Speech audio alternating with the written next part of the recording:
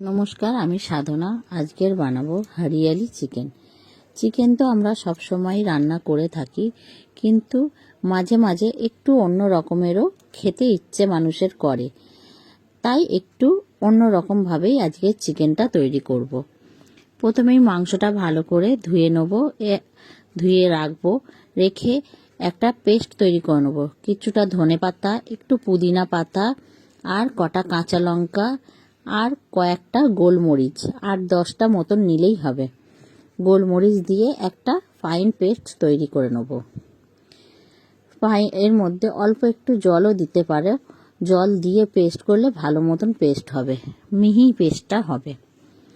পেস্টটা আমার তৈরি হয়ে গেছে, মিহি পেস্ট।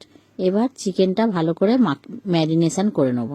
প্রথমে ওই পেস্টটা দিয়ে দেবো চিকেনের মধ্যে। তার মধ্যে একটু 4-5 চামচ মতন ফেটিয়ে রাখা টক দই, একটু হলুদ গুঁড়ো, একটু ধনিয়া গুঁড়ো, একটু জিরের গুঁড়ো দিয়ে আর পরিমাণ মতন লবণ দেব।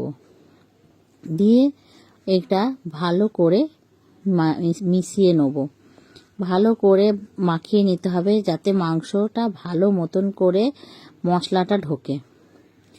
আমার চিকেনটা ভালো মতন করে ম্যারিনেশন করা হয়ে গেছে। এটাকে 15-20 মিনিট মতন চাপা দিয়ে রেখে দেব।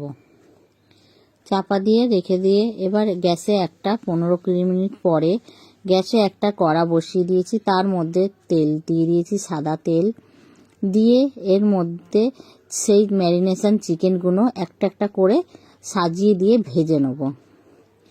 এক পিঠ আমার চিকেনটা ভাজা হয়ে গেছে, চিকেনটা উল্টিয়ে আর এক পিঠ ভেজে নেব। চিকেনগুলো একটু 2 পিঠ উল্টে পাল্টে ভেজে নিয়ে এবার এর মধ্যেই সেই মিশিয়ে রাখা ম্যারিনেশনের যে গ্রেভিটা থাকবে সেই গ্রেভিটা ওর মধ্যে মিশিয়ে দিতে হবে।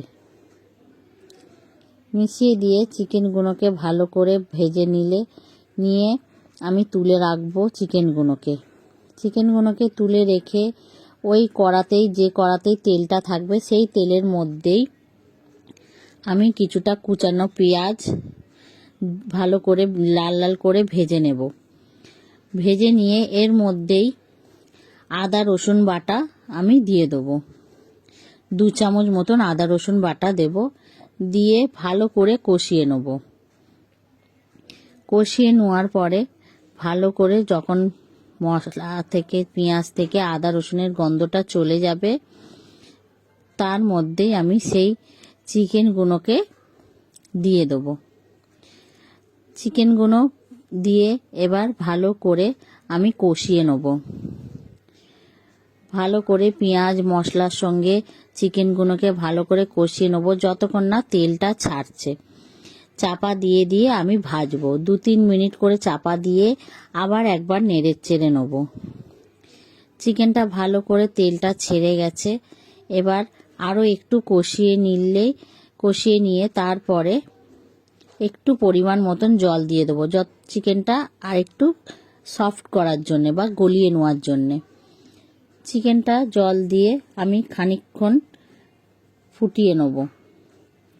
খানিকক্ষণ ফুটে গেলে চিকেনের রেসিপিটা তৈরি হয়ে যাবে। আমি আরও একটু চাপা দিয়ে রাখছি যাতে মশলাটা ভালো মতন ফুটে যায়। তেলটা ছেড়ে গেছে চিকেনের থেকে। এবার চিকেনের রেসিপিটা আমার তৈরি হয়েই গেছে।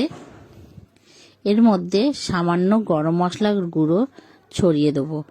ছড়িয়ে দিলেই আমার চিকেনের রেসিপিটা কমপ্লিট। আপনাদের যদি এই হরিয়ালি চিকেনটা ভালো লেগে থাকে তাহলে একটা লাইক, কমেন্ট, শেয়ার করে দেবেন আর সাবস্ক্রাইব করে আমার পাশে থাকবেন।